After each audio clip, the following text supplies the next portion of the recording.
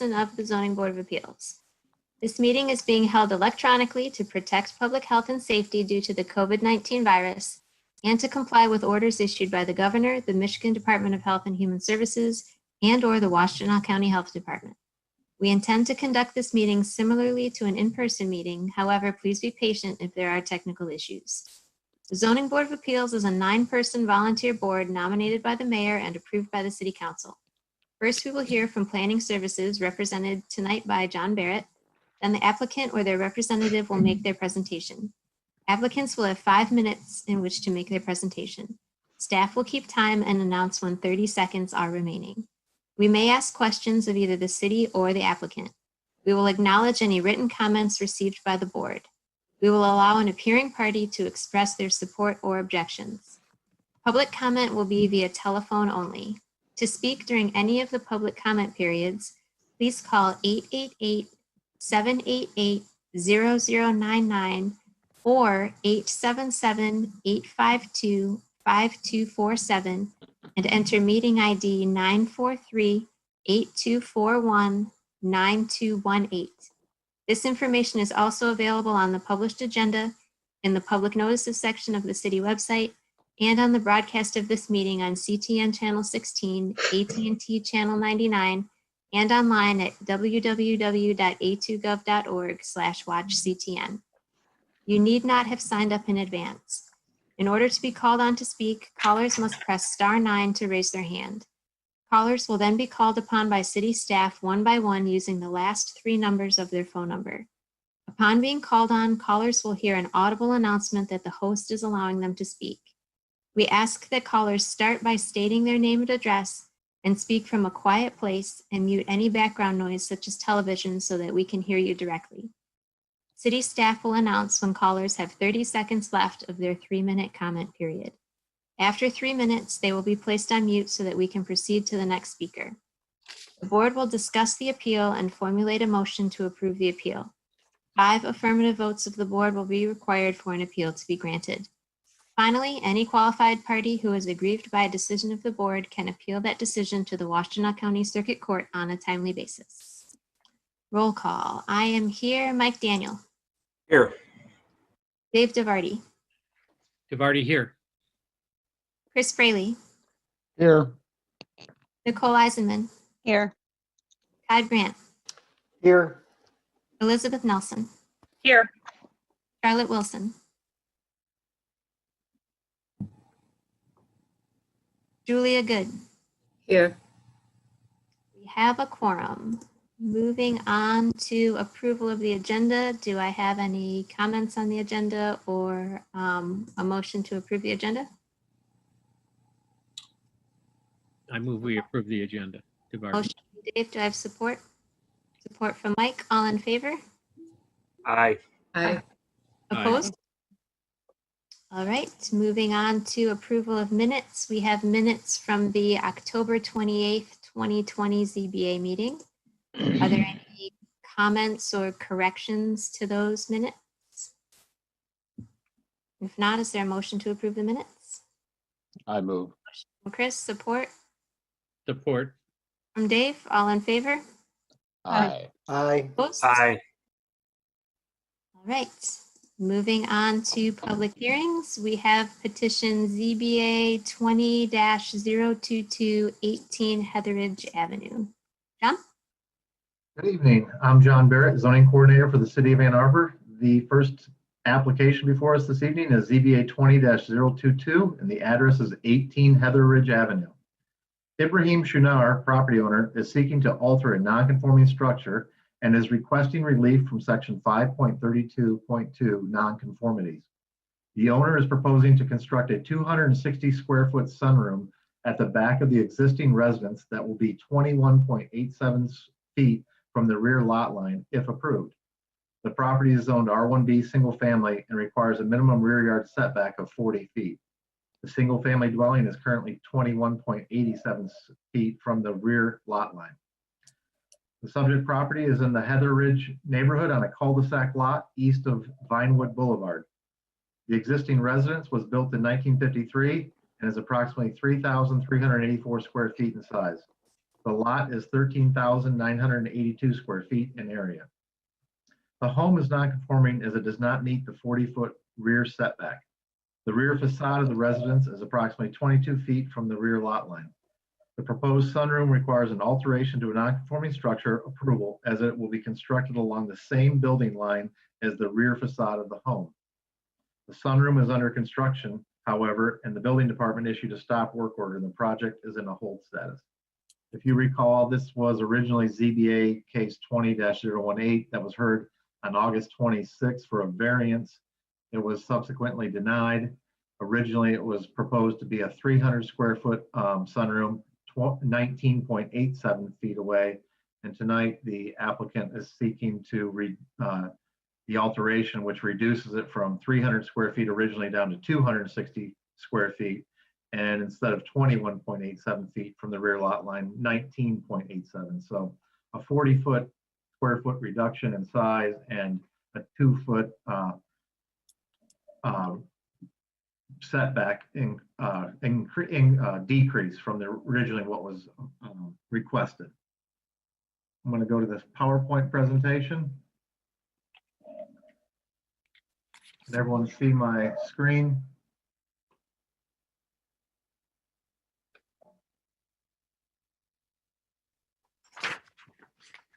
Yes.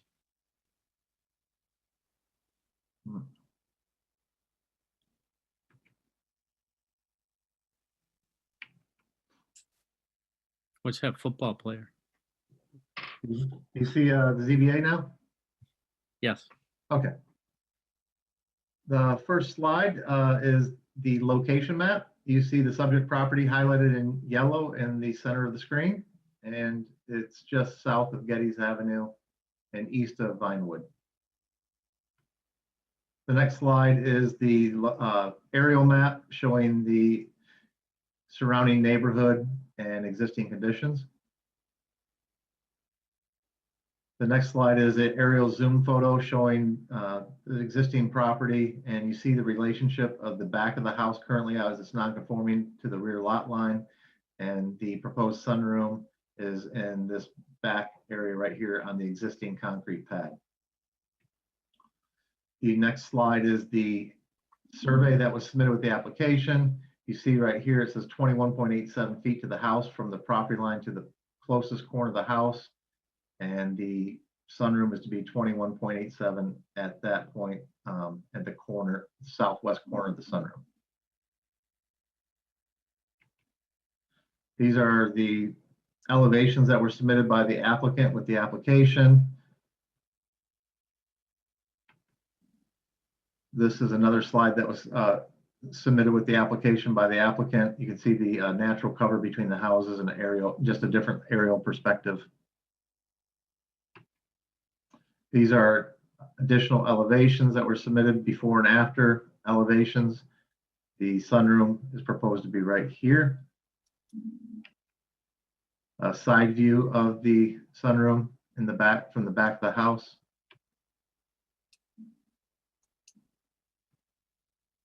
These are additional photos that were submitted with the application. The applicant can speak more about the stormwater issues.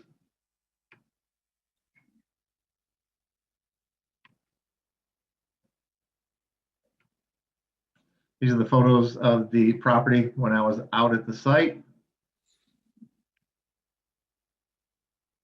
This is the existing status of the sunroom currently in the back of the house. You see the rear of the property in this area in the background.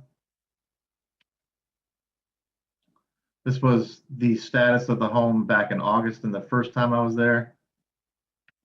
And this is the second time on November 23rd.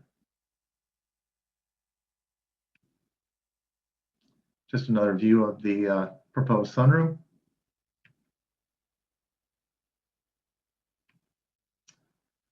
Originally, there was a green tarp and some screening material back here that has been removed, and some evergreens have been planted in its place. You can see the neighboring abutting property in the background. And that concludes my presentation. I'll take any questions that you have at this time. Thanks, John. Any questions for John? Yeah, Chris. So it looks like the reduction in the size of the space, or at least the reduction in the stated planned size of the space, is so that the southwest corner, new corner of the building does not protrude any more than what did before. Is that what I'm seeing? That's correct. They've It taken can't encroach any further than what the house currently sits at. It has to be at the exact same building plane. Okay. So that I guess I would call that a concession to the ZBA. That before he was creating problems for himself because he was building something without a permit that was larger and protruded further, and they've stepped that back to conform with the existing, so what do I call it? The existing, The current status. yeah, Yeah. Okay. Yeah, it's a new application. I'm going to be hesitant to call it a concession, but it's a new application, and that's probably a poor choice of words on my part. that's fine. But it's, I'm remembering from August or whenever it was he was in, and that, and this is a change to conform with the situation at hand. Yeah, it's just altering the non-conforming rather than a variance, which was encroaching further into the setback. Gotcha. He'll have to, currently it hasn't had any construction take place. So if it is approved, he'll have to move this back 2 feet and reduce it, correct? Because it's in the same location it was originally 3 or 4 months ago. Right. Okay. Thank you. Yes, sir. I have a question. Yeah, go ahead, Dave. So if we do approve this, the applicant will have to get a building permit. Is that correct? Yes, sir. And then our inspector, the building inspector, will go on site to make sure that it meets the requirement of being 21.87 or 6. That's correct. I'll flag I'll flag the permit as well to make sure that it meets the requirements of whatever is decided this evening if it is approved. But the city has an inspector who inspects on building permits when they go in. Yes, sir. I'm not sure if there's any electrical or anything. There'll be a structural foundation inspection Okay, and a framing. thank you. Yes.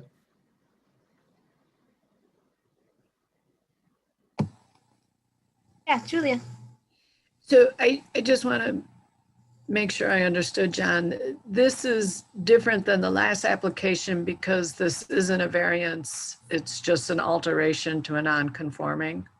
That's correct. He had to submit a whole new application, and he'll have to alter this proposed sunroom down that 40 square feet and the 2 feet in the setback. But now we're going on the lesser standard of an alteration to non-conforming. Yep, on the staff report, you'll see it's just letter A under the standards for approval that you'll have to take into effect about the impacts on neighboring properties. Okay, thanks. You're welcome. Yeah, Elizabeth. I'm interested in seeing the, do we have it was one of your slides, was there a visual to show this house relative to other houses neighboring? Oh, okay. Wait, okay. Oh, okay. Okay. So the sunroom is to be right here. Yeah, it's, I'm just noticing because because all the houses are at sort of funny angles, it's interesting to me that the southwest corner is actually sort of the furthest distance from the house directly behind, like that particular corner of the house is actually that much further from not the property line itself, but the other house. So by adjusting that sunroom back to keep the setback equivalent, it's actually going to be, instead of being a straight line from the existing first floor or first 1-story part of the back of the house, it's actually going to like kick back. Yes. It's going to, So you interesting. see right here is, it's gonna have to come back from this concrete edge back 2 feet to meet that right there. You see where it says 21.87 to the center? Right. The arrows Right. to there, not to that corner. So that corner is the edge of the concrete that's existing. It's gonna have to come in 2 feet there to be in line with that corner there. Gotcha. Okay, so that little, the little kink up above it's actually a 2-foot step. Okay, gotcha. All right, thank you. You're welcome. Any other questions for John? All right, if the applicant would like to begin, you will have 5 minutes.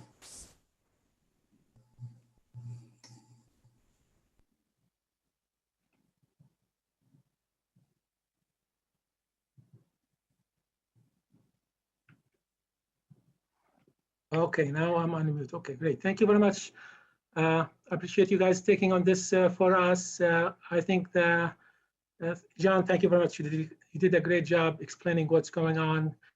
I think we intend to follow the permit as it is. Hopefully we get it. If we get the permit approved, we're gonna take the wall, cut it, move it back 2 feet, and go according to the proposed plan. So we have no intention really not to follow the plan.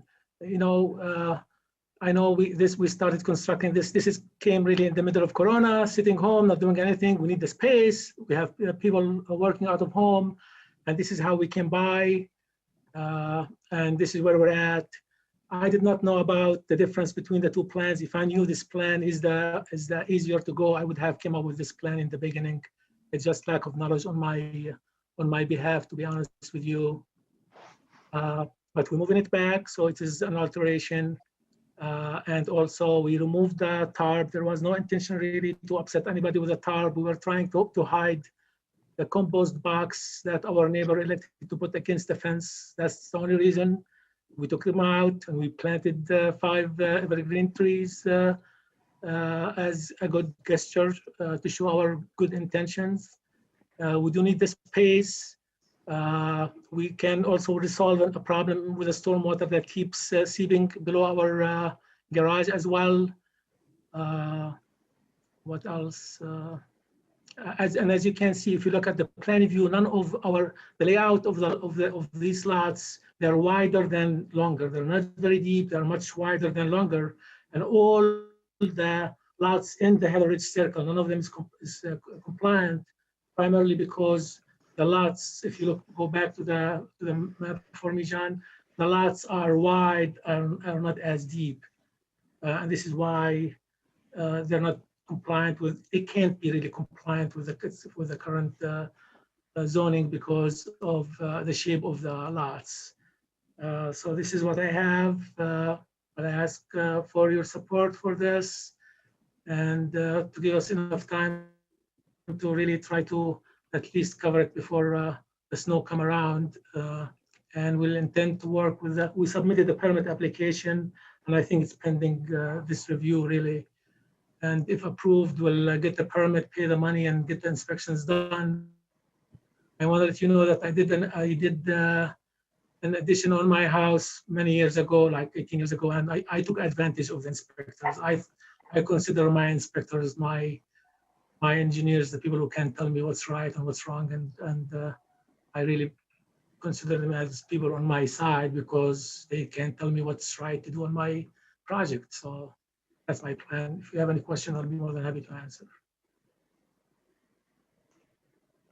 All right, thank you. Questions for the petitioner, Dave? My recollection is that Mr. Shunar, is that pronounced correctly? Very good. Yep. Was that you had some communications and support from some of your neighbors when you came in August for the variance request? That's correct. I'm assuming those neighbors are equally supportive of this. Have you notified them that you've made some changes to modify it? I did. Okay. And I know there was the one neighbor directly behind that seems to object to everything. And communicated with us as well, but you had other neighbors that communicated in favor of the larger proposal when you needed a variance and not just an alteration. I just wanted to remind people of that and see if you had checked with those neighbors again.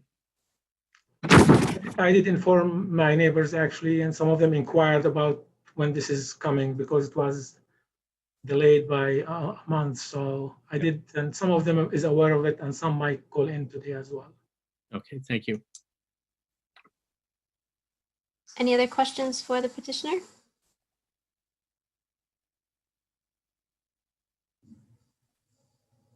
All right, if there is anyone from the public who wishes to speak on this petition, please call in now. If you have called in, please raise your hand and wait for staff to call on you via the last 3 digits of your phone number. Kristen, I had one property owner just email me currently saying they're trying to get in, but they can't. It was Miss Kim, I believe it is. There is a caller ending in 191 who hasn't indicated. If I'm not sure if that is who emailed, please press *9 if you would like to speak about this item.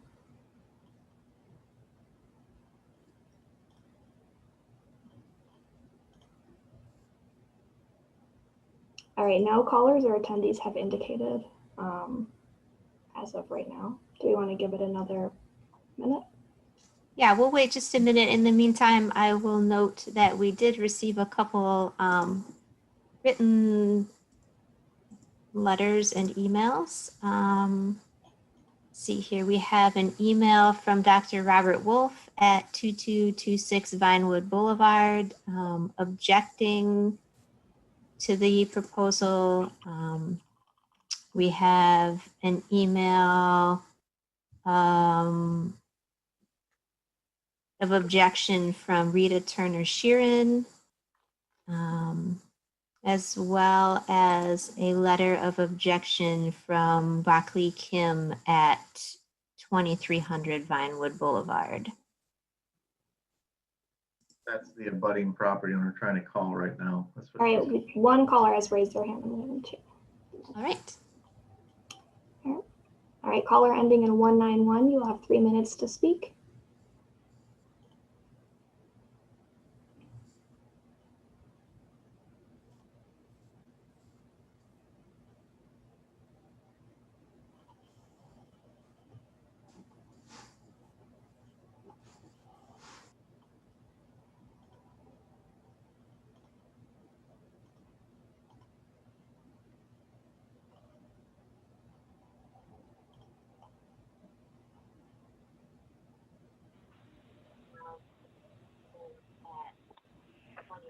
Hello.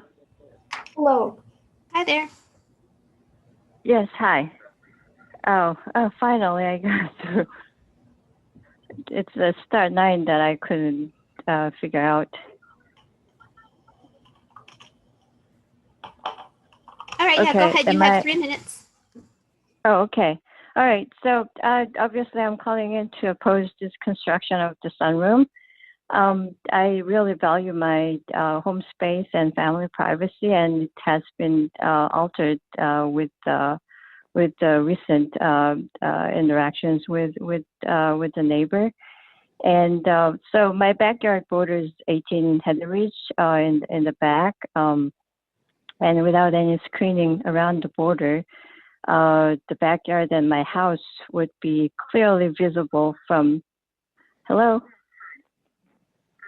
we can hear Yeah, you. we Go can ahead. still hear you.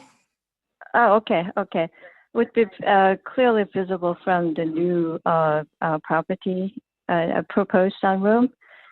And, you know, like, I mean, how would you feel if a family moves into a small ranch house behind your backyard and removes most trees and greeneries along the border between you and them and built up to an imposing second-story structure, and my backyard and house have lost all the privacy we value so much. And so this was denied in August based on the negative impact to the neighboring properties, and also there was no permit for the construction that started already. And now they're applying for the alteration to the existing non-conforming structure. Technically, pretty different, but pretty much practically, it's pretty much the same structure, except that it's 2 feet change from the original structure. So and also they put in the green, what is it, the evergreens, but it'll take some time, probably at least 4 or 5 years till they grow up to have any kind of screening effect. And also the tarp has been removed, but I'm not sure. I mean, it had been there for years, and they never responded to my request for privacy issues and the like unsightly issues. So I'm not sure once this construction is done whether they can uphold the agreement and keep these like important trees and so if they don't keep up with that, I really have no recourse, and I'll have to spend my own money to plant all these trees in my backyard. And my neighbor on Vinewood also pointed out that we may lose some the home value because of the loss of privacy. So with all these reasons, I really like to oppose this construction of the proposed sunroom. Thank you. Thank you very much. If there's Okay. anyone else from the public who wishes to speak, please raise your hand and call in.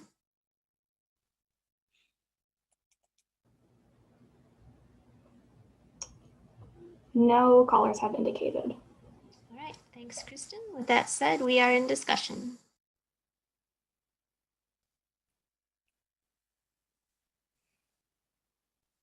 Chris? I'm just looking at the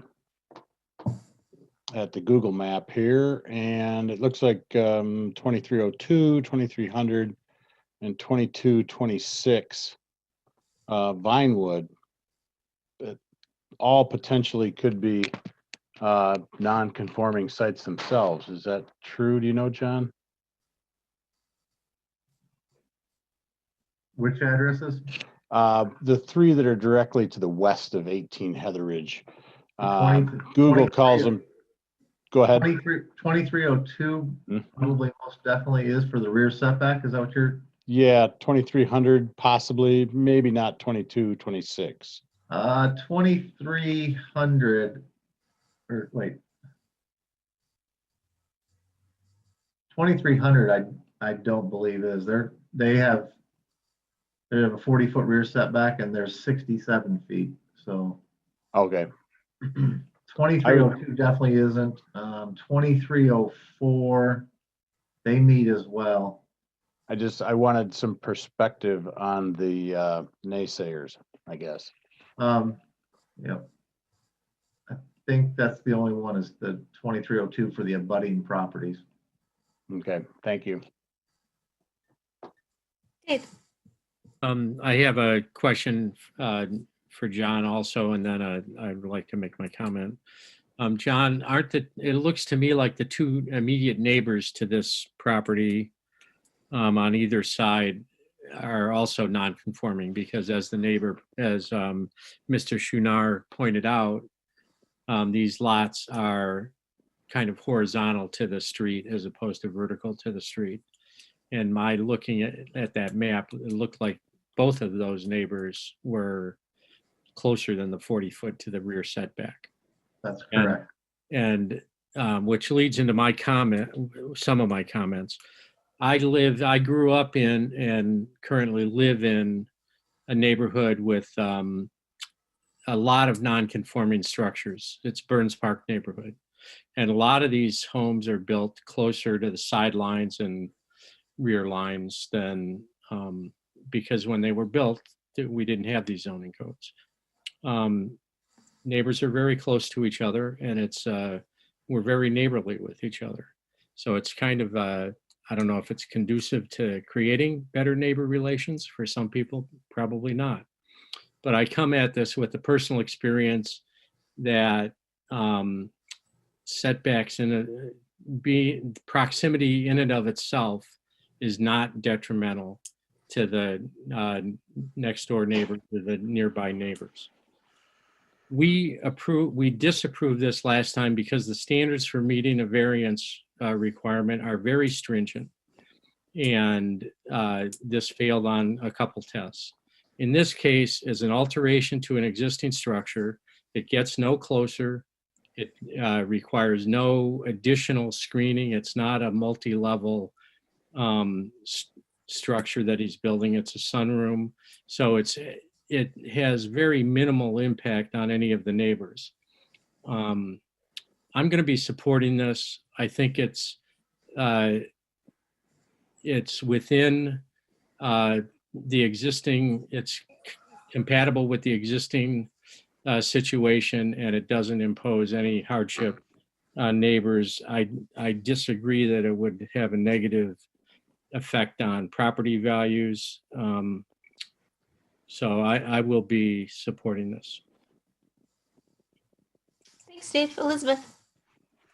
I just want to agree with Dave. I agree with everything that he said. And what I was noticing, I mean, in addition to the concept that proximity alone isn't necessarily a negative, the fact that this has been adjusted so that it encroaches the same as the non-conforming setback already,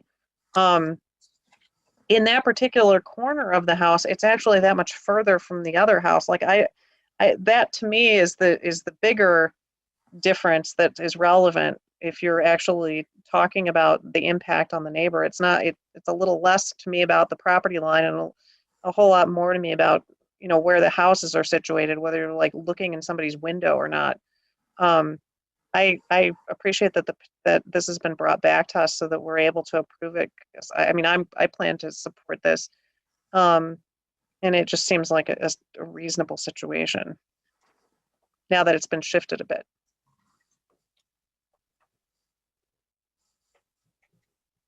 Any further discussion, or are we ready for a motion?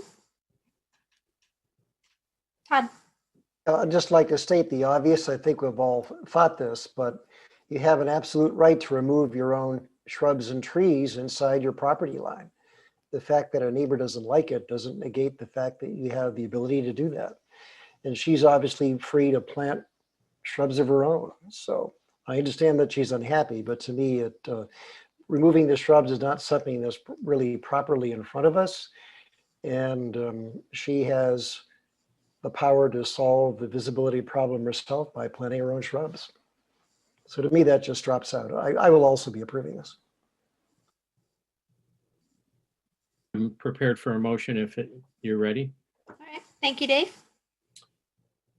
ZBA 20-022, 18 Heatheridge Avenue. Alteration to a non-conforming structure. The Zoning Board of Appeals hereby grants relief from section 5.32.2, alteration to a non-conforming structure to allow a 260-foot, 20 by 13 square foot sunroom at the back of the existing residence that will be located 21.87 feet from the rear lot line. Thank you, Dave. I have a motion. Do I have support? Support. Support from Charlotte. Thank you. Elizabeth? Yes. Julia? Yes. Chris? Yes. Mike? Yes. I also vote yes. Dave?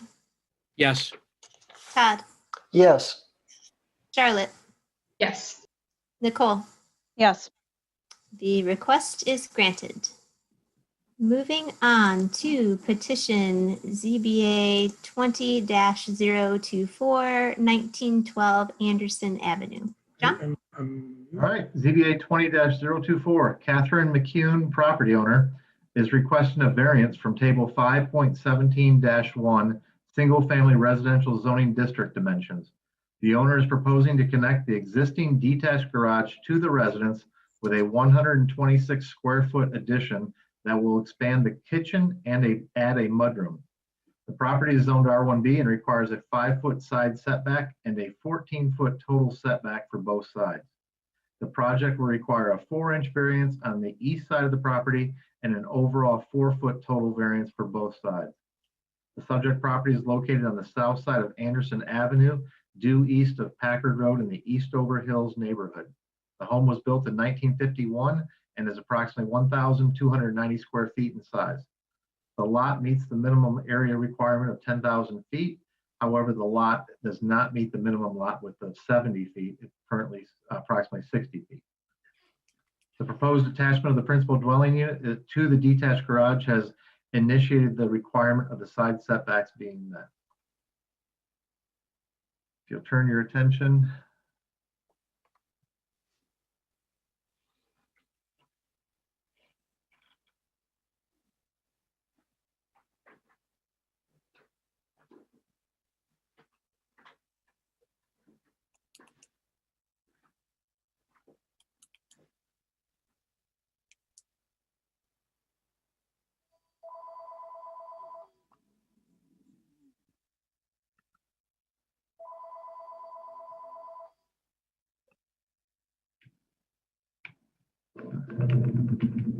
Don't know why it went back to the first case, but give me 1 second.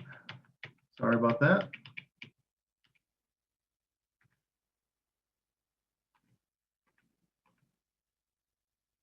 (1912) Anderson. The first slide is the location map. You see the highlighted parcel in yellow, just north of Crestland and south of Anderson. The next slide is the aerial photo showing the surrounding neighborhoods and existing conditions. The next slide is the zoomed in aerial photo. This is the survey that was submitted with the application. You see the existing garage and how it's sited adjacent to the home, and they're going to propose to connect the two structures.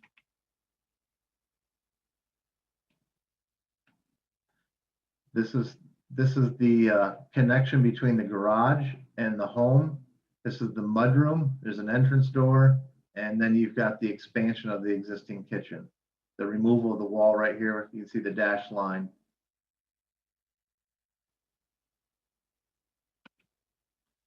These are the elevations that were submitted. You can see the back of the home, and you see the existing detached garage, and you see this construction in the darker shaded black. It's the addition connection between the two houses, the two structures, excuse me. And this is the front view of it. These are the photos that were submitted by the applicant. This is looking from across the street at the subject property, and from the breezeway close up, the back of the house, and from the back property line. These are the photos that I took when I visited the site. You see the subject house and its current status and the relationship between the two structures. You see the distance between the two structures currently. This is the east side of the garage, and you see a survey stake, and on this side will require the 2-inch variance, and then the total would be the 4 feet overall.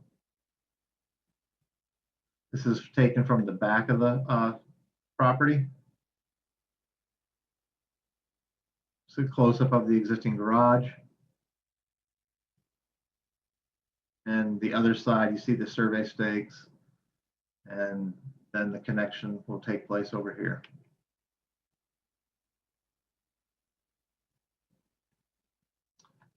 that concludes my presentation for this case, and I'll take any questions at this time. Thank you, John. Any questions for staff? Elizabeth?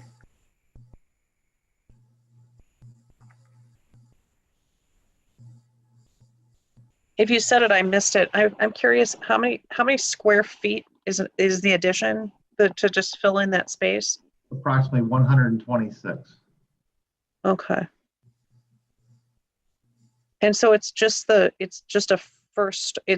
one story between. Correct. Okay. Thank you. Chris?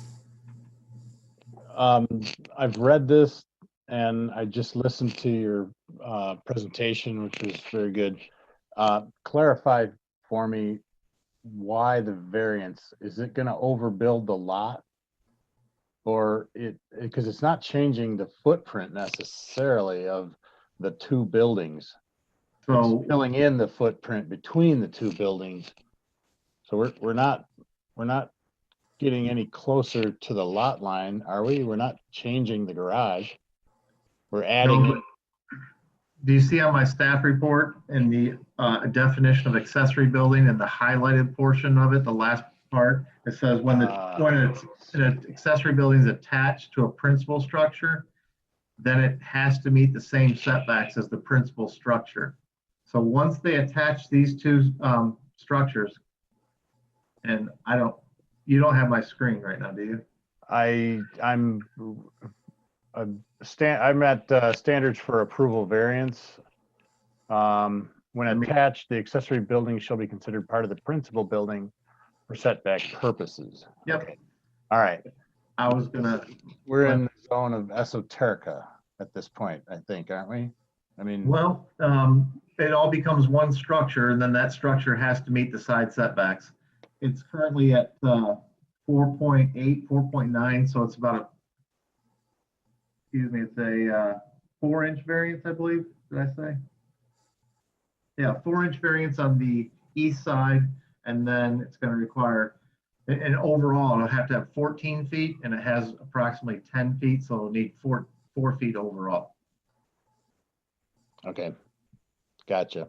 I'm sorry. I think you lined that out and I glossed over it. That's okay. It's something that doesn't occur a lot. Mm-hmm. But to be clear, we are not changing the existing footprint of the existing buildings. That's correct. The buildings will not get any closer to the property lines. Gotcha. They're going to remain the same, but this connection requires that it Yeah. kicks in the overall setbacks for the entire structure. Okay. Thank you. Julia, did you have a question? Yeah. When I went and looked at the block, it looked like almost all the neighbors on the block had already attached the garage to the houses. This looked like the only one left that hadn't done it. So that means all the rest received this variance, or did it before this zoning law exist? Most likely it was done prior to the requirements that are set today. This attachment was adopted with the Unified Development Code approximately 4 years ago. Oh, okay.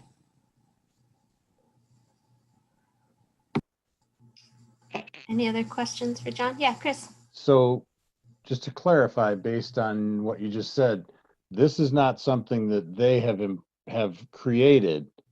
This is the result of zoning changes. Well, this new constructions, Yeah, okay, yes, but the new construction is creating this requirement, but the ordinance and that her house was non-conforming prior to the ordinance coming into effect. it was.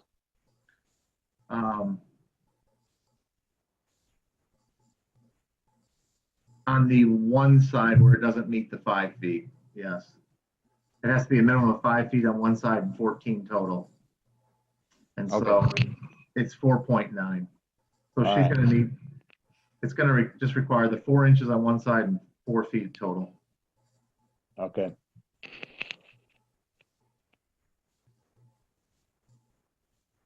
Any other questions? Dave? You're muted, Dave.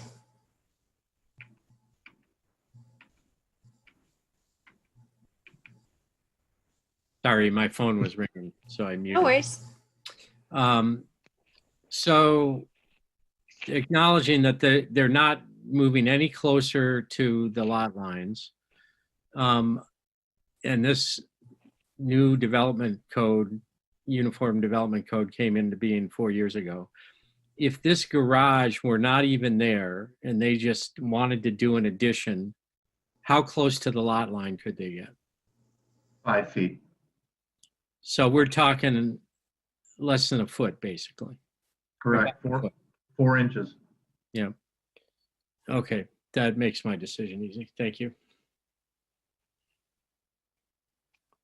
Any other questions?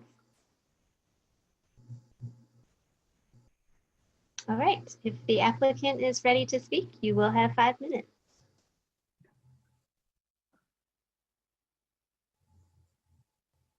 You can hear me? Yes. Okay. I'm Lyndon Kelly, along with Catherine McCune, the owner of the house and the petitioner. We've lived here since 2003. Last month, we hit the big milestone in home ownership. We paid our last mortgage payment. So especially now that the house is paid off, the plan is to stay here for another 10 or 20 years. But at 66 and 65 years old, our goal is to make the house safe for aging in place. We'd like it to be safe for an 85-year-old lady. So that's why we're here with the variance request. We both took care of our mothers in their last years, and I worked in assisted living, so we've seen up close and personal the cascade of problems that can come from one fall. Your life can change completely in 1 minute. In fact, it was a fall in the driveway that sent Kate's mom to assisted living for the rest of her life. So currently, that little breezeway, that space between our house and the garage, is always icy. And unfortunately, it's a wind tunnel, so the snow and ice and moisture blows up from the backyard. So just putting a roof over that space won't keep the ice off the sidewalk.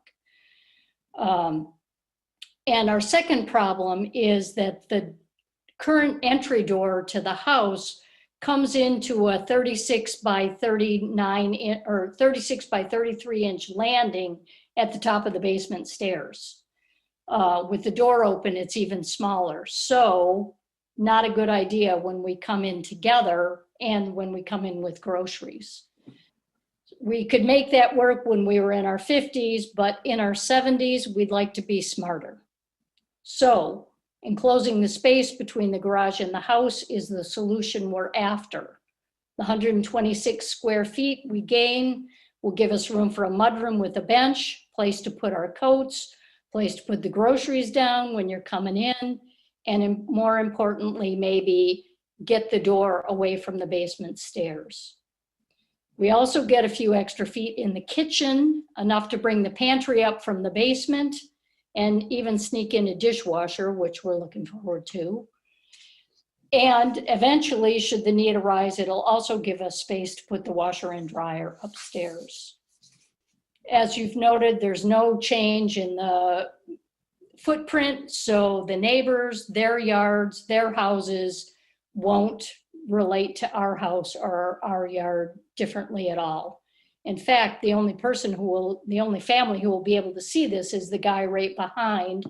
And it's 103 yards from the back of our house to the property line, and another 100 yards, no, feet, not yards, feet, another 100 feet to the back of his house. And as I think you've seen in your packet, we have letters of support from all our neighbors, contiguous and close. Two other points that aren't specifically related to our support for our petition, but I think will give some context. Our R1B zoning requires 70-foot wide lots, but these lots were all laid out at 60 feet. So the lack of that 10 feet is really what's leading to us needing this variance. And secondly, this neighborhood, especially this street, is characterized by mature trees, which is part of what drew us to this neighborhood in the first place. In our renovation plans, we've really prioritized not impacting this big old beautiful silver maple in our backyard. In fact, we have sought to make the smallest variations that we could to the house that would meet our aging in place goals while preserving the design, keeping our house harmonious with the other houses in the neighborhood, keeping the character of the neighborhood the same, and preserving that tree. So thank you. If you have any questions, my wife Kate and I are both here. I think the architect is in the waiting room should you have technical questions. And I believe our neighbor behind is also waiting to speak. Thank you. All right, thank you very much. Are there any questions for the petitioner?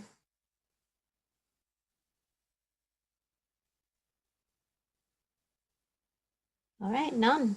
If there is anyone from the public who wishes to speak on this petition, please call in now and raise your hand. If you have already called in, please raise your hand and wait to be called on by staff.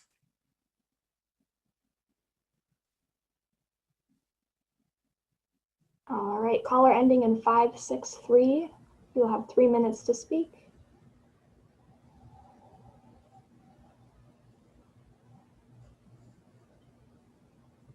Hello, can you hear me? Yes, we can hear you. Hi, this is Ramji Kaul. I'm the neighbor who lives behind the property. We're at 1907 Crestland. And I just wanted to voice our support for this variance. I think has been well articulated here. The realistic footprint of the house doesn't change at all. The variance is it's a very technical matter. I sort of will echo what has already been said about the neighborhood and the properties and what they look like. And my goodness, I mean, the rationale for why the variance is being sought, I can't think of a more sound reason why we would want our neighbors to be able to make these adjustments. And as a practical matter from our vantage point, it doesn't change our view.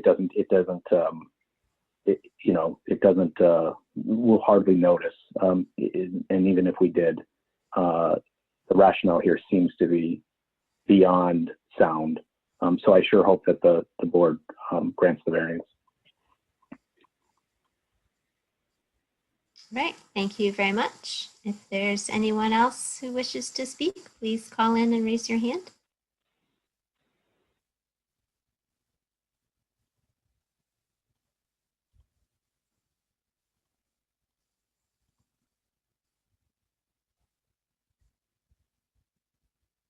No callers have indicated. All right, thanks, Kristen. I will note we have a letter of support from neighbors Edmund and Eileen Nagler at 1904 Anderson Avenue. And with that, I believe we are in discussion. Todd.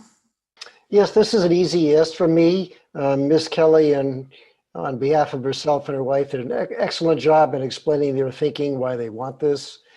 And Elizabeth Nelson said this is simply filling in the currently detached garage. And Dave DeVarty and John Barrett, you both noted that it's not going to push the envelope of the building any closer to the rear property line. For all those reasons, this is a very easy yes for me. I'll be voting in favor of this. Thanks, Todd. Chris. I'm in agreement. Demographically, this is coming at us. Aging in place is what we need to be considering. And I think that's a really important thing. And it's a bonus anytime we can help somebody do that. And, I don't think this was you know, these were properties that were laid out, you know, completely different time under completely different zoning situations. And the 4-inch difference or whatever it is pretty small. So I will be supporting this. Thank you. Thank you, Chris. Elizabeth?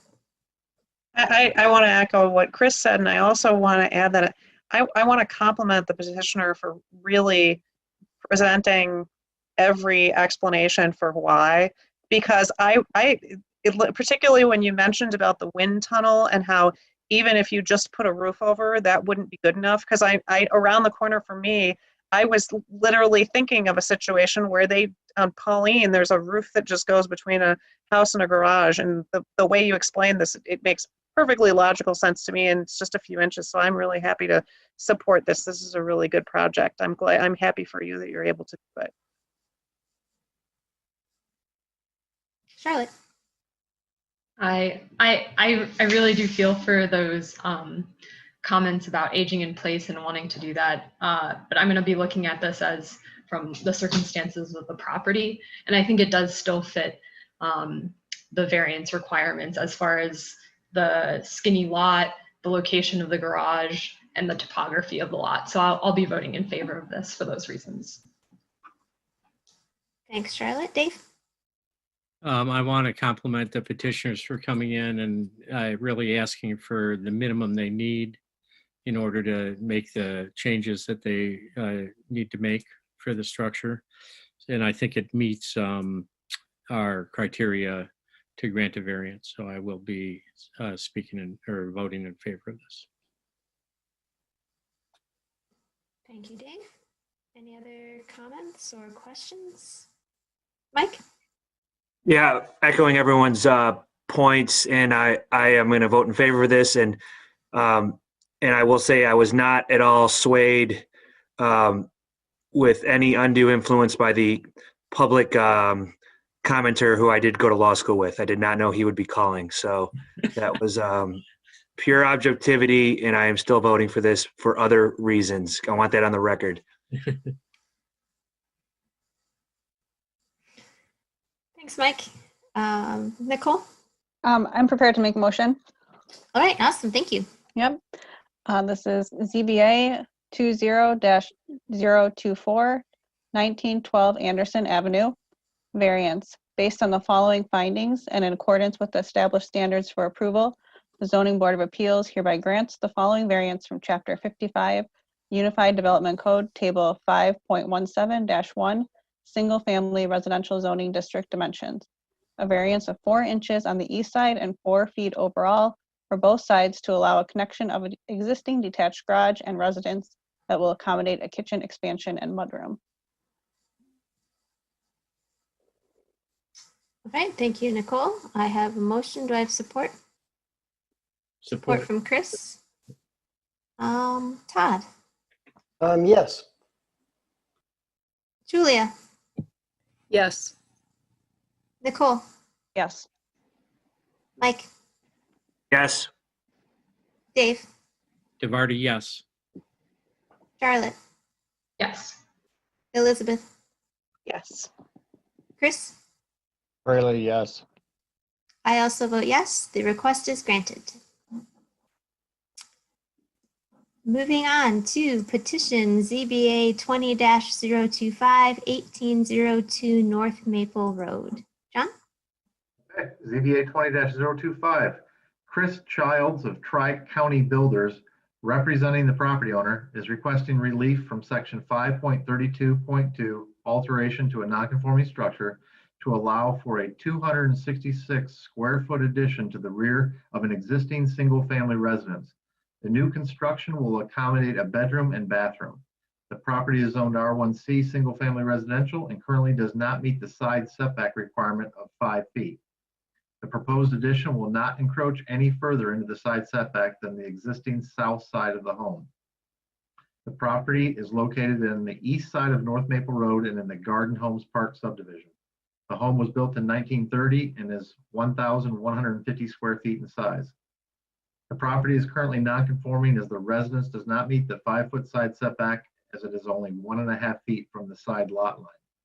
Additionally, the construction plans contain a 180 square foot sunroom addition on the north side of the property that will meet the required setbacks and is not part of this request tonight. Moving to the PowerPoint presentation.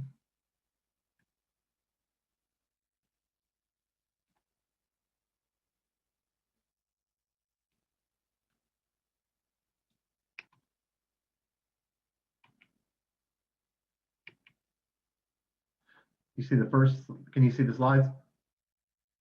Okay. The first slide is the location map, and you see the highlighted parcel in yellow in the center, just south of the rotary or the loop, and on the east side of North Maple. This is the aerial map showing surrounding neighborhoods and existing conditions. This is the zoomed aerial photo, and you see the existing house is obviously is not the survey, but you can see the close relationship to the existing property line on the south side of the property. And this is the survey that was submitted with the application. And you can see right here at this figure, it says 1.5 feet.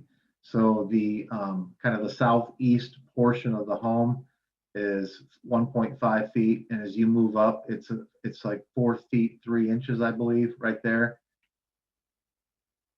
And then the site plan that was submitted with the application, this is the addition that's going to continue along that same building plane and be the 4 feet from the side property line, but not encroaching any further than what's down here existing already. And that's the sunroom on the other side of the property. That's not part of this tonight, but it meets the setbacks. This is the floor plan that was submitted with the application, and you see in the dark lines, bold lines, the addition off the back, which contains the bedroom and the bathroom. And that's that part that juts out that gets 1.5 feet from that side property line. And they're building along this same plane. These are the elevations that were submitted with the application, looking at the addition from the rear, and then that's the sunroom on the other side. This is looking at it from the left side of the property. You see that sunroom, and then you see the addition, and that's the back of the property over here, the rear yard. And then the front elevation, and you just see that sunroom. That's not part of this request tonight. And then the right side elevation, the addition, the bedroom and the bathroom. These are the photos that I took when I did my site visit. You can see the current property. This is looking at the backyard, and you see the abutting property in the distance. This is the rear of the house in its current configuration. The deck will be demolished to accommodate the addition in the back. This is looking towards Maple Road, and you see the relationship with the house, the side property line where the fence is located, and then that part that gets to the 1.5 feet to the side property line. Another perspective of where the addition will be located. This is looking down the side property line, and the property line is approximately right in there. This is looking at the side of the house from the neighbor's view to the south, looking at the non-conforming side of the home with the addition over on this side. That's all I have for this presentation. I'll take any questions at this time. Thank you, John. Any questions for John? I have a question. Yes, Dave. So, John, the addition itself meets the side setback requirement? No, it's going to be 4.5 feet. So what's the side setback requirement? That's 5 feet. And so this is going to be essentially 6 inches into that 5 feet. The addition, the new construction. Correct. And the reason this is coming to us is because the entire structure is non-conforming on the side setback, the existing structure, especially that front part. Correct. Okay, thank you.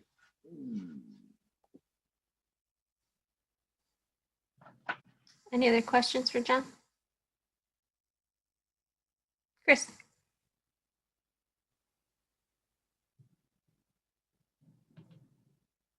I'm sorry.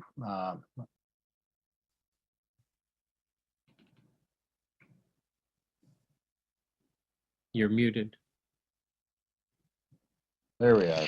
Thank you. Sorry. How has the zoning changed since, when was this structure built originally? 1930. Okay, so this in 1930 was agricultural, right?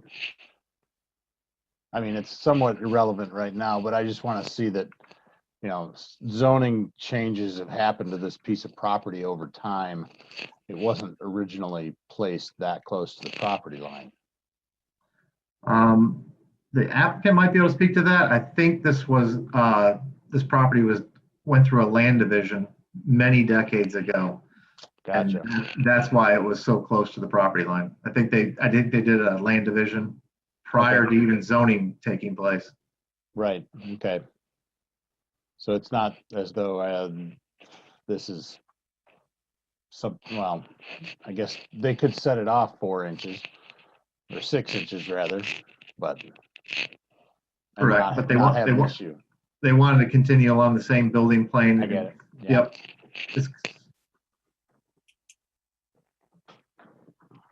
Thank Any you. other questions?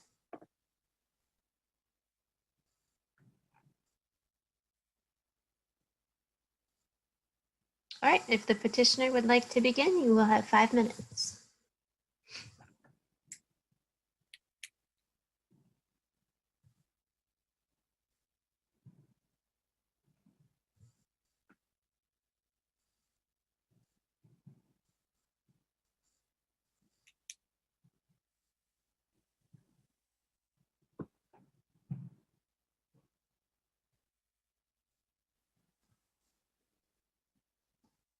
Can you hear me? Yes. All right. Can you see me? There I am. Yes. All right. So, no, we absolutely looked in. Chris Childs, Tri-County Builders. John, thanks for everything you said. Doesn't leave me with much to say. We absolutely looked into offsetting the building. The hangup is, as you can see on that side, there is a staircase, cement staircase leading down into the basement. And there is nothing we could do to work with current energy codes and wall thickness and everything else to offset that to meet the zoning requirements on that side. The neighbor is in favor. They did submit a letter saying they are in favor and for the improvement to the property. We also have, it doesn't create any additional drainage issues, and we meet the other setbacks.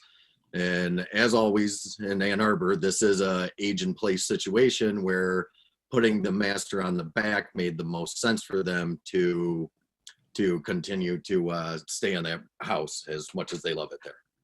Are there any questions? All right, thank you. Questions for the applicant?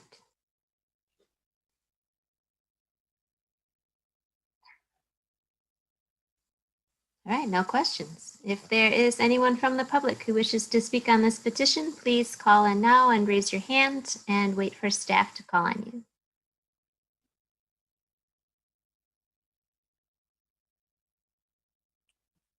No callers have indicated.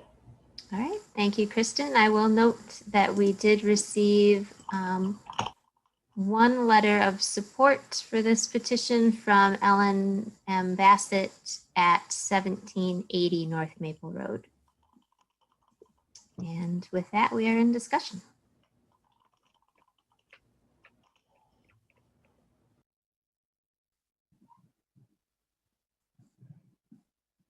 Or maybe we're ready for a motion.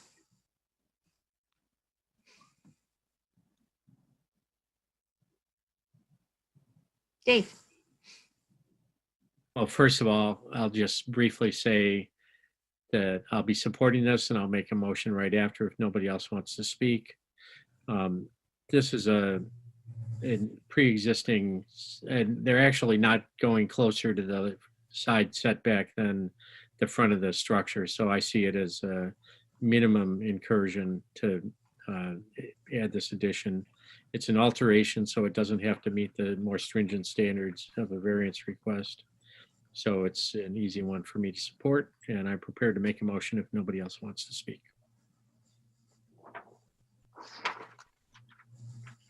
I think we're ready for a motion, Dave. Thank you. Okay. ZBA 20-025, 1802 North Maple Road. Alteration to a non-conforming structure.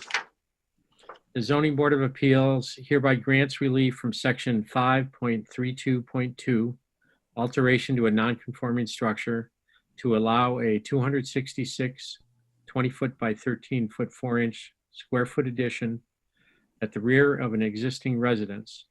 The addition is to be located 4.2 feet from the side lot line. Dave, I have a motion from Dave. Support from Chris. Charlotte. Yes. Dave. Yes, DeVarty, yes. Mike. Yes. Nicole. Yes. Julia. Yes. Todd. Yes. Elizabeth. Yes. Chris.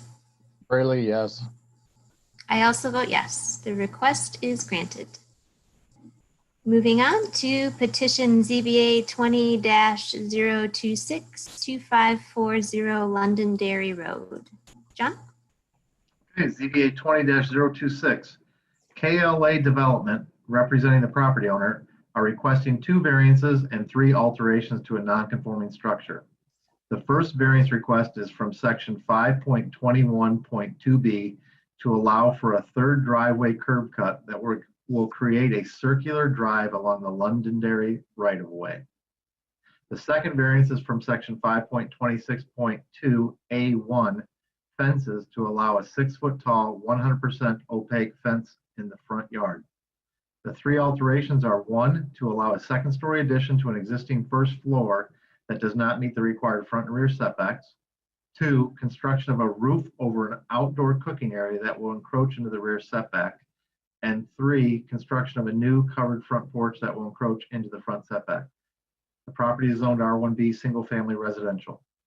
The subject property is located east of the Washtenaw Avenue and East Stadium Boulevard intersection.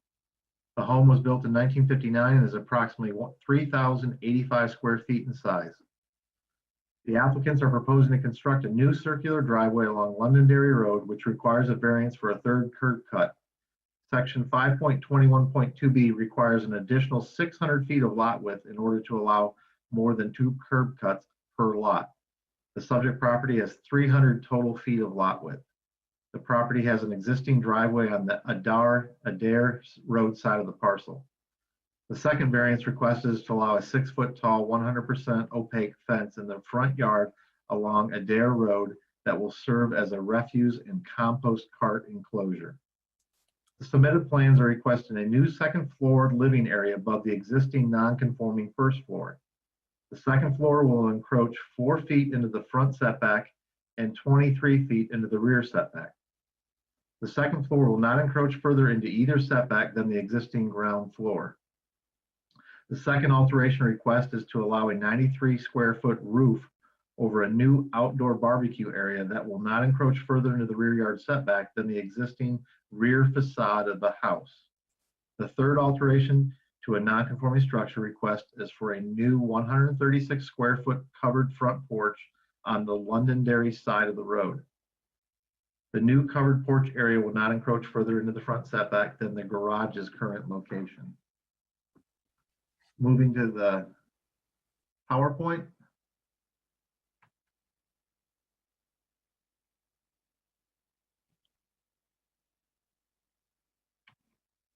You see the location map, you see the subject property in the center highlighted in yellow at the corner of Adair and Londonderry Road. The next slide is the aerial photo of the neighborhood, existing neighborhoods and surrounding neighborhoods and existing conditions. The next slide is the zoomed in aerial photo showing the subject property. This is the survey that was submitted with the application. This is the proposed site plan. I'll take these, the two variances one at a time. The first variance is for the additional curb cut. You see the existing curb cut along Adair Road. Here's the proposed circular driveway. The property line is along this dashed line right here. And you see the proximity between the proposed circular driveway and the relationship between the property line and the proposed circular drive. The next variance request is for the 6-foot tall, 100% opaque fence in the front yard. It's a corner lot, so this is all becomes front yard. The maximum height for a fence in the front yard is 4 feet. They're requesting 6 feet.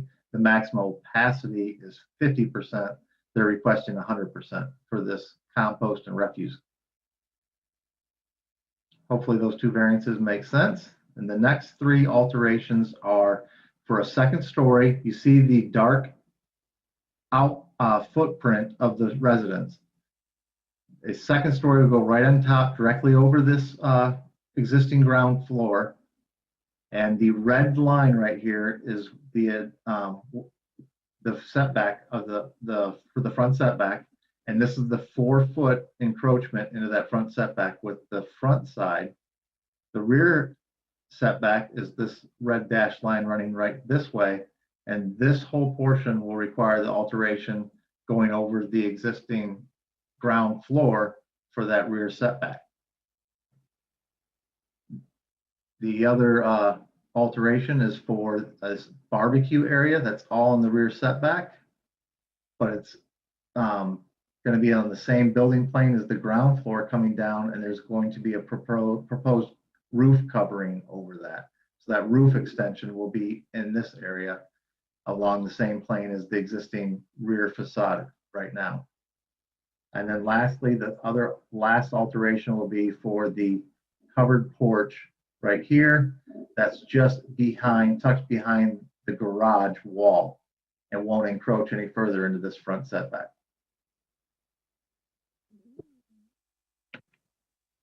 These are the elevations that were submitted with the application. This is looking directly at the front of the house, and you see the proposed front porch. This is the east elevation of the home. This is looking at the existing north elevation of the home.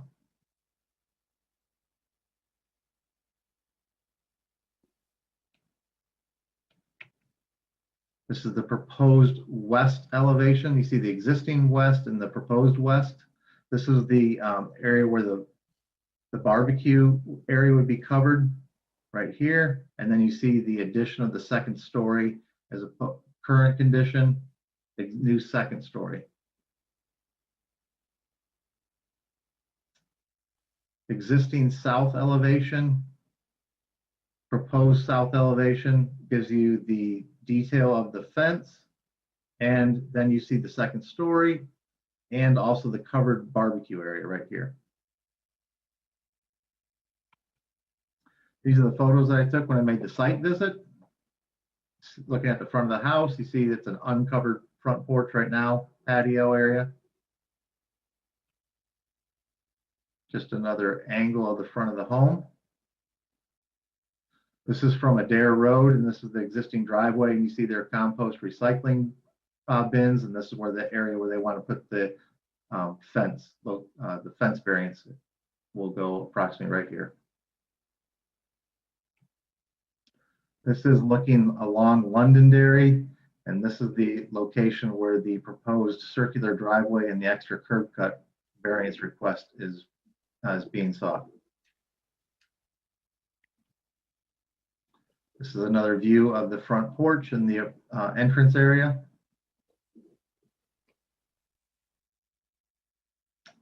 Another view of the proposed front porch area. This is looking at the rear of the home currently.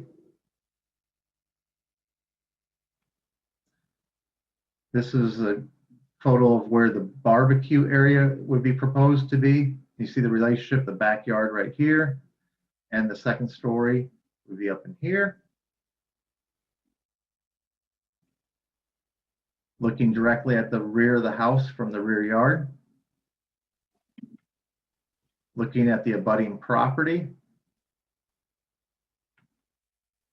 This is a photo of the existing ground floor, and this is the area where the proposed second story would be constructed directly on top of that existing ground floor. Just another angle of the rear area. This is where the proposed barbecue area would be, with the roof over the barbecue area into the rear setback, but along the same existing building plane where this is existing. And this is looking out towards Londonderry along the west side of the home.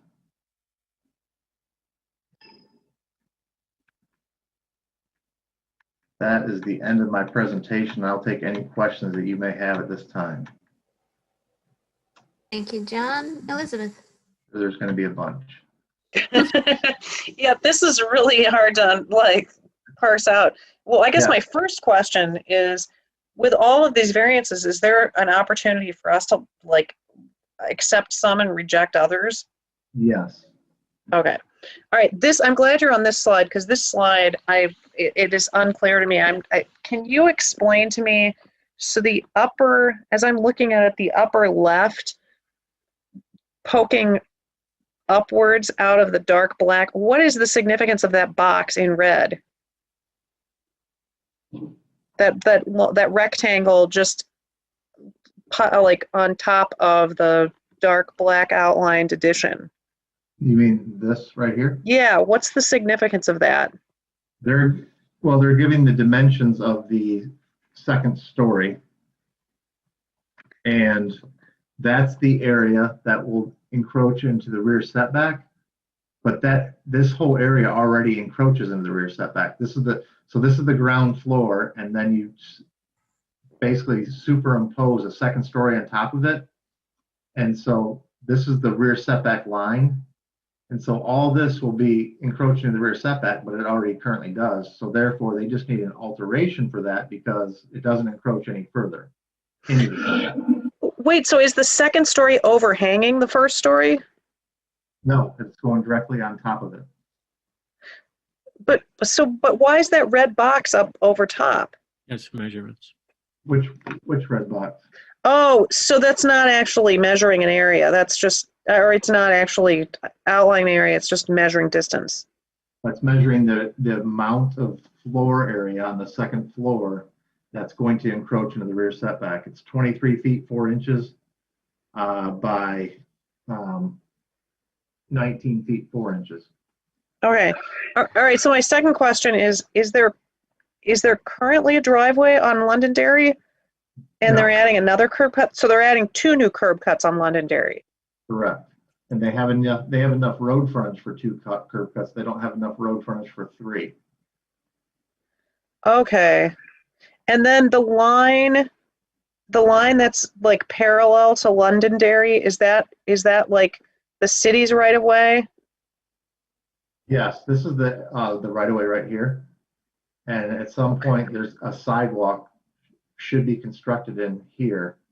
And if in the packets you read, I sent transportation an email, and that's in the packet as well. And their response is in there.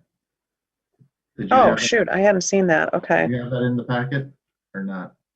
I didn't see it. I'll find it. I can find it. Okay. Oh, I guess I had one more question. One of the slides that had a view, I think it was a view of the back neighbor where we could see a fence, a chain link fence. Correct.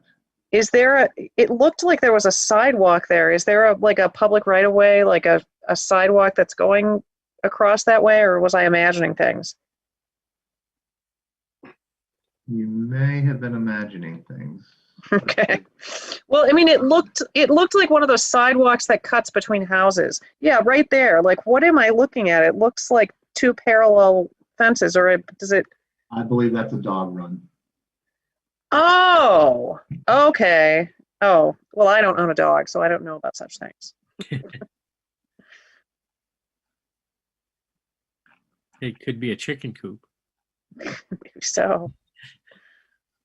All right, Chris, go ahead. Gotta unmute.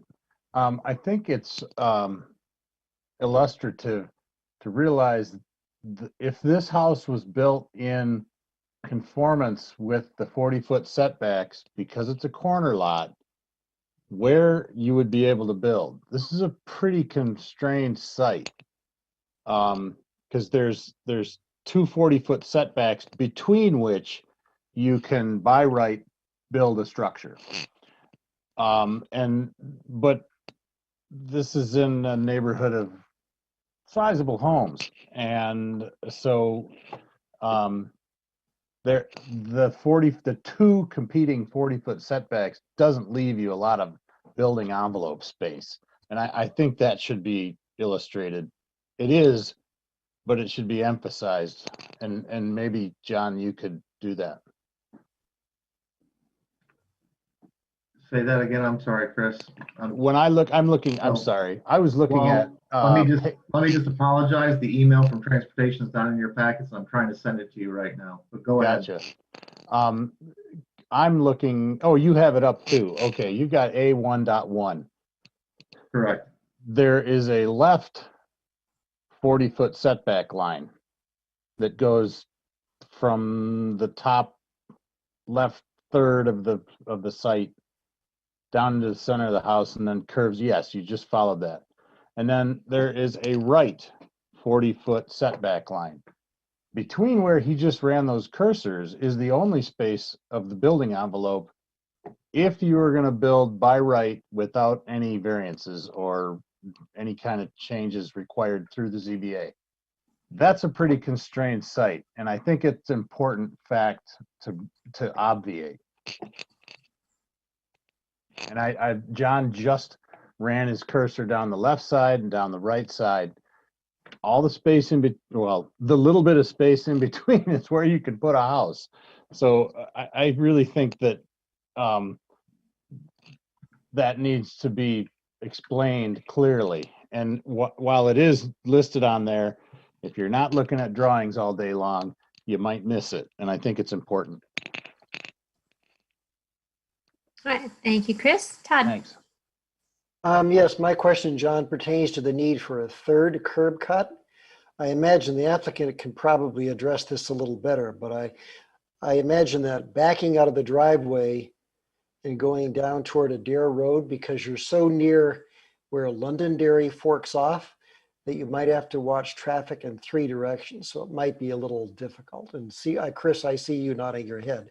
So the question, though, more particularly is why couldn't they just take asphalt and peel off at a 1 o'clock angle from their existing driveway to Londonderry and provide themselves a second curb cut? And that would allow them to exit front first onto Londonderry and avoid a backing out problem. So that seems to me to solve the backing out problem without the need for a third curb cut. So the applicant, in my opinion, hopefully will address this, because I've not been persuaded about the need for a third curb cut as being necessary.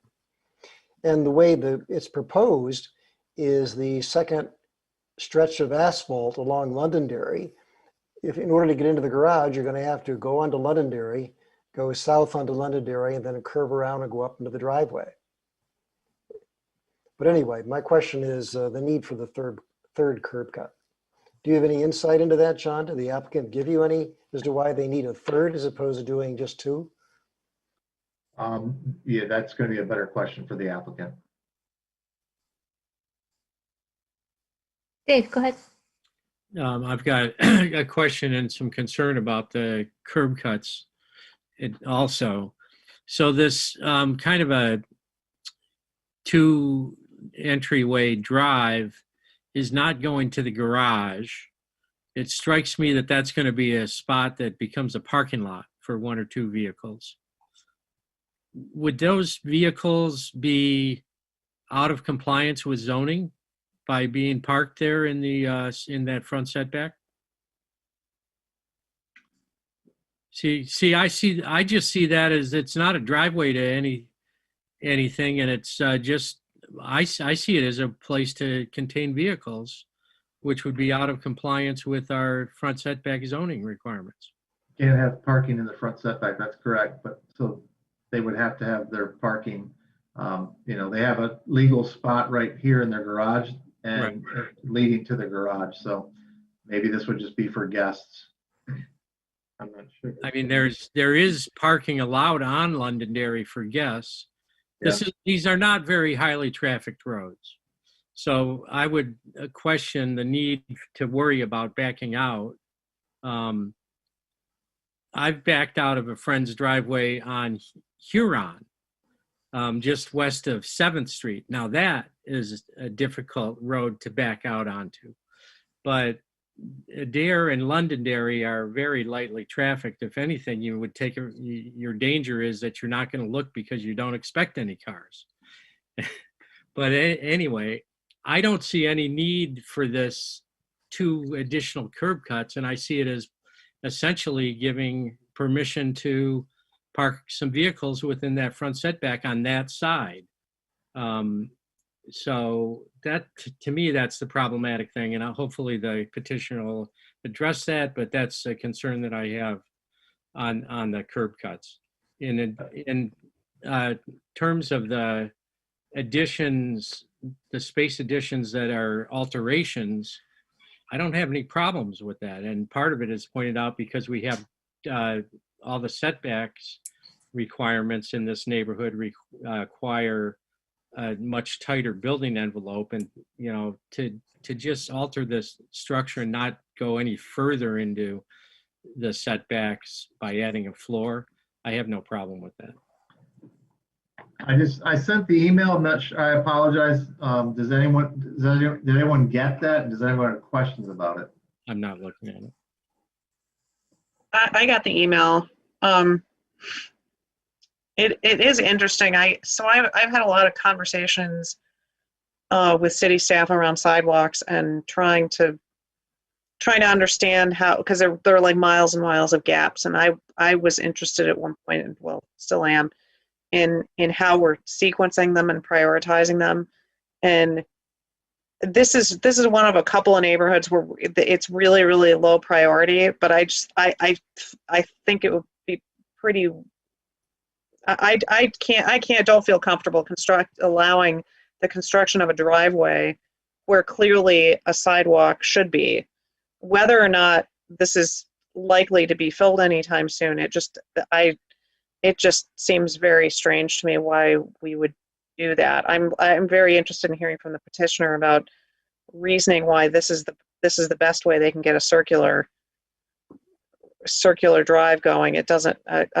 Other commissioners have said some of the things that I was thinking about. Why would you choose to put it there? Yeah. If anyone would like me to read it, I can. I can give a quick overview of what it says. I'm not seeing it, so. Okay. So Cynthia Redinger, our transportation engineer, she quoted to me, "John, we look at the impact of a new driveway would have on an existing and planned infrastructure along with site distance into and out of the driveway.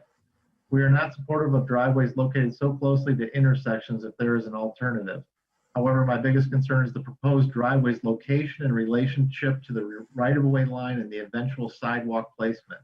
It is difficult to tell without the dimension on the drawing, but the driveway appears to be less than 1 foot off the right-of-way. This would be very undesirable when the sidewalk eventually comes through. I do not have grading, but it looks like it would be difficult to design this circular driveway to accommodate the sidewalk." if the ZBA is inclined to allow the new driveway, I'd like to see the homeowner install the sidewalk on their frontage as part of the project to ensure that the new driveway would not create problems for the public sidewalk.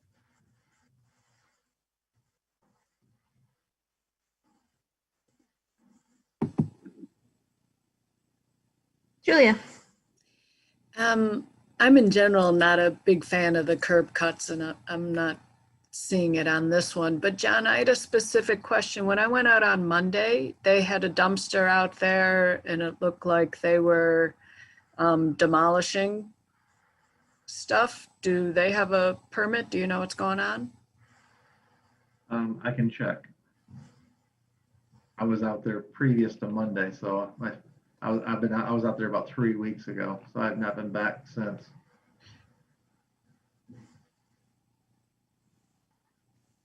Give me a second and I'll look. Okay.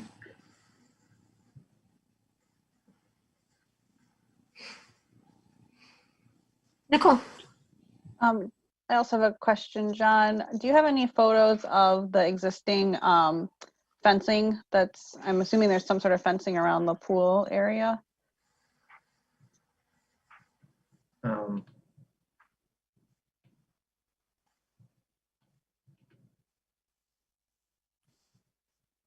Give me 1 second.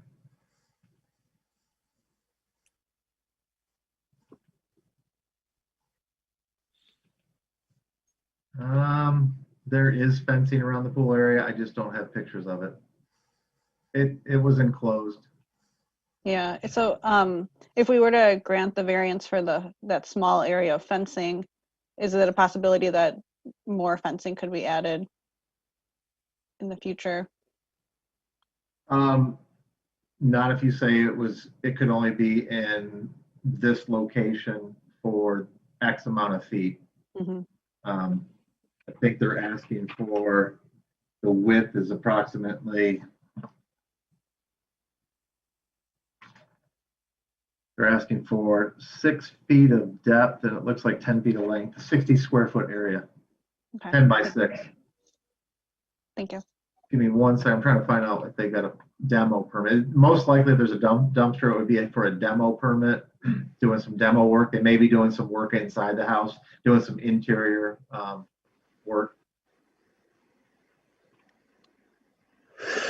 I have a question about that 6-foot stretch of fence, just covering the garbage bins. I know somebody who has a sort of barrier almost in front of a window because they're facing a street and they don't like it, and it's not real. It's so far from the street that it almost isn't like a fence. And I guess what I'm thinking is, when the way we define a fence, does it have to have a certain proximity to a property line? Like, does that even qualify as a fence? Just a 6-foot like barrier to hide those bins? Like, that's kind of what I'm puzzling over. And I appreciate Nicole's question, because I certainly wouldn't want to open the floodgates for them to have permission to do an opaque fence around the entire length of a large pool. Yeah, that it would still qualify as a fence. It'd be a 60 square foot fence area. So if you were inclined to approve the variance, you could say that a 60 square foot dumpster refuse container corral is permitted in the front setback, directly adjacent to the existing garage. That's some kind of a way you could word it. So there wouldn't be any other additional fence. And they could do fencing in the front yard. They could do a 4-foot tall fence and 50% opacity, but they're just seeking to do 6-foot tall and 100% in this one 60 square foot area. How tall could they do at 100% opacity? It had to be in the rear yard. So you can't do 100% in the front at all? No, 50%. Not at any height? 50% is the maximum. Okay. But again, they have 2 front yards. Right. It's the weirdness of the corner lot. Yeah, I get that. Huh, okay. Nicole, go ahead. What are the requirements for fencing around a pool? Height-wise, I guess. That's a building code, state of Michigan building code requires, I believe, a minimum of a 4-foot barrier.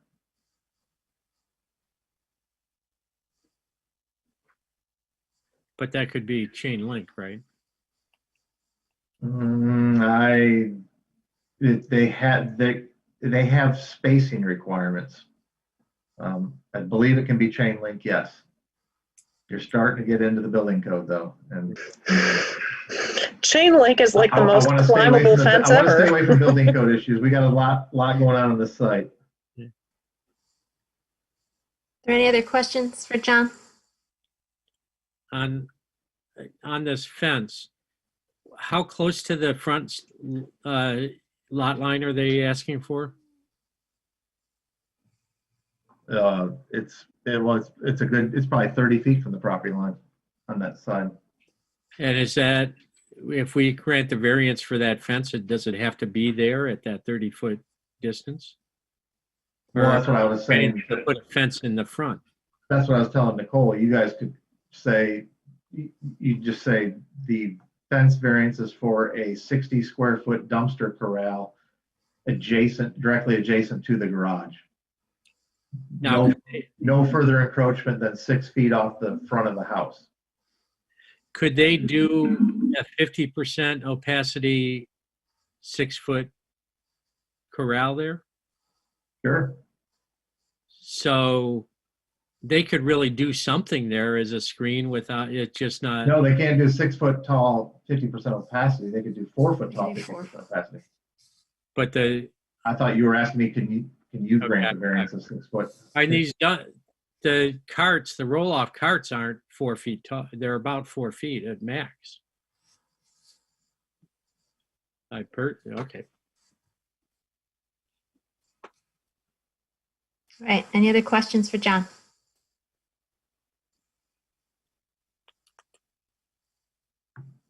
All right, if the petitioner is ready, you can begin. You'll have 5 minutes.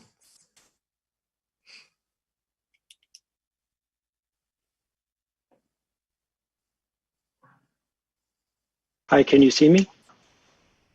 Can you hear me? We can hear you, we can't see you. Okay. Now we can see you.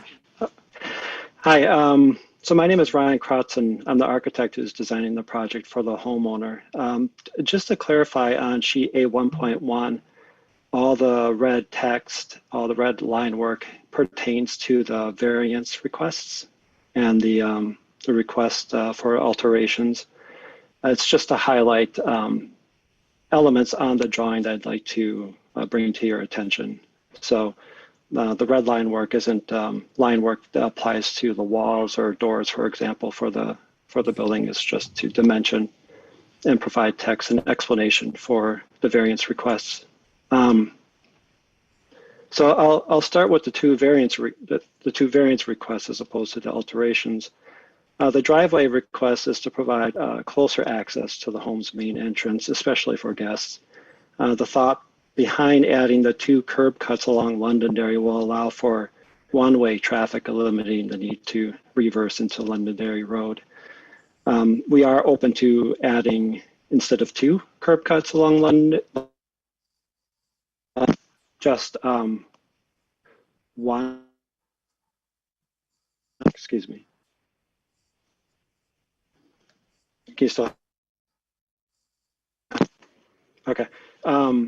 We are open to adding just 1 curb cut along Londonderry and then having that driveway connect to the existing driveway that connects to Adair Road. The second variance request for the screened enclosure, it's just to find a way to screen the refuse carts. There really isn't another location for the homeowner to place the refuse carts on their property. Placing them by the garage door is closest to where the carts will be picked up by the garbage trucks out on Adair Road. So a 4-foot tall, 50% opacity screen would be better than nothing, but I think the homeowner would like to have a 6-foot tall, 100% opacity fence or screen wall to really hide those refuse carts and kind of like beautify the front of the home on Adair Road. The first alteration to a non-conforming structure issue that I'll address is the roof over the front porch. They'll provide cover for the from the elements, especially ice on the like an icy walkway on the porch. The second alteration is to build a new second floor, like John said, on top of the existing first floor. And the second floor will not project any farther to the west or to the east. It's only a vertical addition. And then the third alteration is to, build a small roof cover over a new outdoor cooking area. And again, that roof area will not project any further to the west than the existing first floor structure that is within the rear setback. Thank you, John, for explaining everything. There's a lot here. You did a great job. Thank you. All right, Any thank you. questions? Yeah, any questions for the petitioner? Julia? I was just wondering if you could explain what the dumpster was about and if they're doing demolition or. Yeah, I think that they're doing interior demolition. We have not submitted for a building permit. So I don't think anything is happening.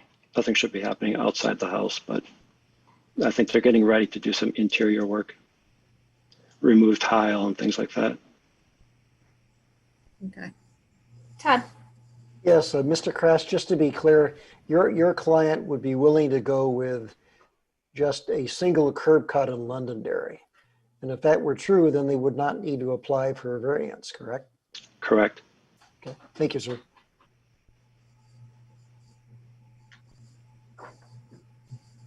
If I can ask a question about that, if we add a single curb cut along Londonderry and tie that new driveway to the existing driveway that comes off of Adair, is that allowed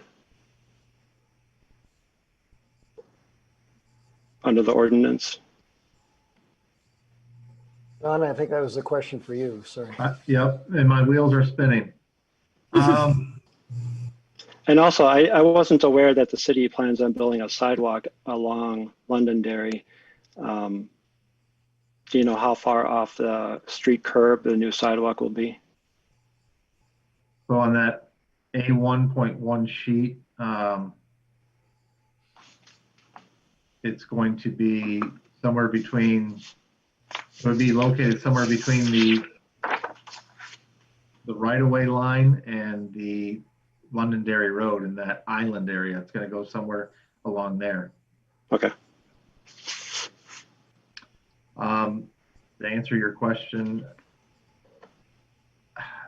you know, that's going to be something that you're going to have to, I know you can get another second curb cut, but you'll have to fill out a right-of-way or a curb cut application, and it gets submitted to engineering and transportation engineering, and they review that.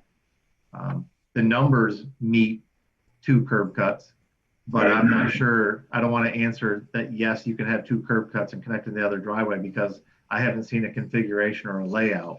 So depending on your layout and how it's, you know, fits into the rest of the site, and then the application submittal and how engineering reviews it. My answer would be yes, you can have 2 curb cuts because you meet the 200 feet of right-of-way width. How that's designed and how it meets engineering's requirements, I can't speak for engineering. Right, understand. Chris, go ahead. I'm interested in the front porch and the approach to the proposed driveway. After reading transportation's email, their concern is the proximity of the driveway to the ROW. And I guess the question that I have, am I looking at a sidewalk between the porch that looks like it's got a table and chairs on it? Yeah, the porch has a table and chairs on it, but the level of the porch is about 8 steps up from the driveway. Okay, so that's what I'm seeing in the vertical lines as you move towards the driveway. Those are Yes. steps. Yep. Okay, so there's is there a final step onto the driveway, or is that the same level as the driveway? And the reason why I ask is it possible to move the driveway towards the house further and step away from the ROW? Yes, it would be possible to move the driveway closer to the house. Right now, I've got the driveway maybe 13, 14 feet away from the house. It can slide closer. That's as long as I leave enough room between the driveway and that first series of steps. Sure. Okay. So that could be an option that would, I guess, help the transportation issue with the ROW. That's really the only thing I have. I don't know. I don't want to denigrate the fencing issue of the ZBA because that's what we're here for. But I sort of have a problem with an enclosure of containers being considered as a fence. We always have problems with people not wanting to put their enclosures around their real dumpsters in a parking lot. But when somebody wants to put something up and it's right against the houses, I consider that to be, I don't know. I don't have a problem with that. Those are really my only two things. Thank you. Thanks, Chris. Elizabeth. I just want to offer some information that might be helpful in terms of anticipating a sidewalk. The idea of a sidewalk going there, I've had conversations with staff about there are quite a lot of areas of Ann Arbor that do not have sidewalks, and it's going to take a long time for sidewalks to be filled. I don't believe that this neighborhood is very high on the priority, and so the idea is that at some point in the future, like sidewalks are a piece of infrastructure that we want throughout the city, but there are parts of the city that we're prioritizing more because of various things like proximity to a school or whatever. So if you are interested in understanding a more specific timeline or understanding how the city has prioritized this particular gap, those are phone calls that you might want to make, because I think I guess what I'm saying is my guess is that nobody's going to be asking you to put a sidewalk in front of this house in the next 5 years.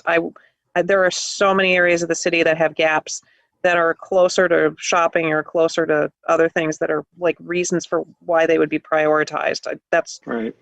That would be a conversation worth having. Okay. Any other questions for the petitioner?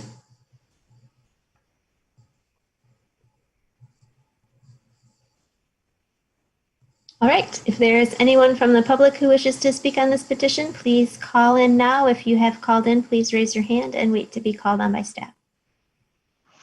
There are no callers, but we'll give it just a minute in case someone's dialing in.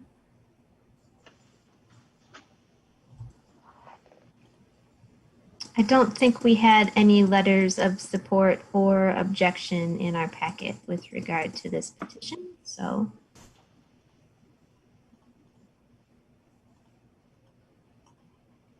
All right, there are no callers. All right, with that, we are in discussion. Dave. I'm not sure how we're going to present these as separate motions or not. I'm in favor of all the alteration motions. I think they're minimal requests given the situation, and they don't need to meet very high standards in order for us to grant those requests. I'm totally against this 100% opacity, and I understand he's got 2 front setbacks. I think without a variance, they can still do a 4-foot, 50% opacity screen, which 30 feet away from this Adair, which is not a highly trafficked road, would be more than sufficient to hide the carts. At my home, my carts are in front of my garage, and I think it's beautiful to see those compost carts out there because it speaks to my support for recycling and composting. But that aside, they can screen their carts off with a 50% 4-foot fence that they don't need a variance for. I'm opposed to granting that variance. I'm also opposed to the curb cut variance because the whole idea of the circular drive on Londonderry just is creating a parking lot where in their front yard, which we don't need. And so I'll be opposing that variance as well. Thank you, Dave. I think that was well stated, and I'll just mention quickly that generally I agree with everything that you said. I think I can support the requests all pertaining to alteration of a non-conforming structure, but I am less inclined to support the variance requests. I don't see the need for the circular driveway and the additional curb cut at all. And with regard to the screening for the trash and recycling enclosures, I can see where you're coming from, Chris. It is kind of a weird area to consider this a fence when it's more of a screening wall. But considering the standards that we have to apply and that the city's looking at it as a fence, I don't think that 100% opacity 6-foot high fence should be in the front yard in nearly all circumstances. I think Dave said it well, and that they could screen the trash enclosures with a 4-foot high 50% opacity fence, which wouldn't need a variance. They could also accomplish the same kind of screening with some dense shrubs or other kinds of landscaping, which would provide a natural screen instead of a fence, or in addition to the 4-foot high 50% opacity fence. So I think there's some other options there that the variance might not necessarily be the best answer. So those are my thoughts. Todd, did you have comments as well? Yes, we're thinking alike, Candace and David. I'm in favor of the alterations. I don't think the 2 variance requests make sense. Regarding the third curb cut, the applicant has admitted that they really don't need the third curb cut. They could do it with 2. And so it obviously is not the minimum needed to use the property. And David, I think you mentioned that these our compost and recycle and trash barrels are about 4 feet high, and the barrels are quite a ways away from Adair Street, and I don't think they're going to shock anybody when they drive by, and the existing fence requirements are perfectly fine. They don't really need those either. So simply put, I'm against the 2 variances, but in favor of the 3 alterations. And I don't think I'm going to be just the third person that has this thinking.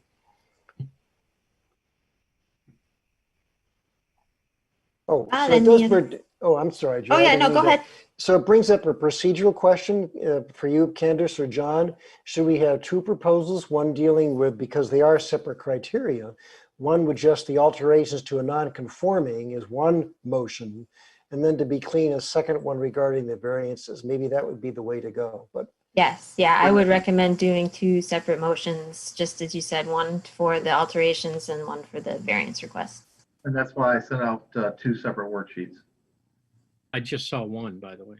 I just saw the variance one. I didn't see the alteration one. Should have been. It was probably there in my unsophisticated knowledge of going through. Kristen just said she's going to send them out to you right now. Okay, thank you. Any other comments? Julia? I'd actually be fine with splitting the variances apart too. I feel very strongly against the curb cuts. And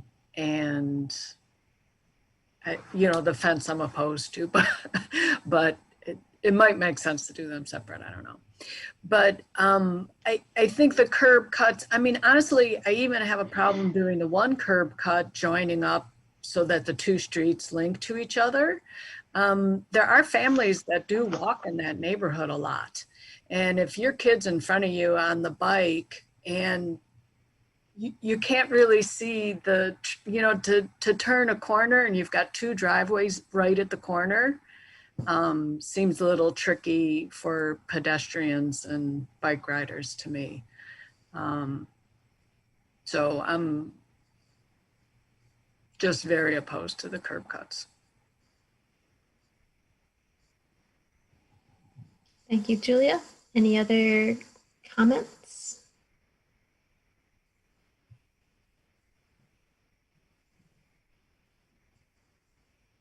not, are we ready for our first motion? I'll make a motion to, boy, I'm having a hard time finding, I can't find the motion for the alteration, so I'll make a motion for the variances, which I have a copy of. All right, thank you, Dave. ZBA 20-026, 2540 Londonderry Road.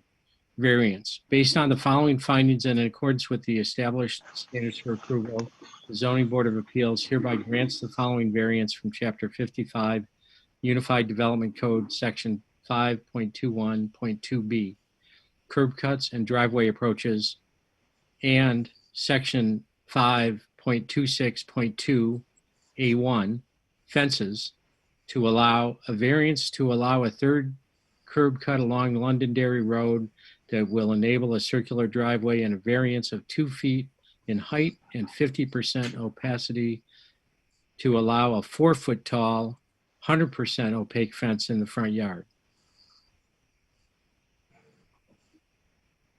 Thank you, Dave. We have a motion. Do we have support?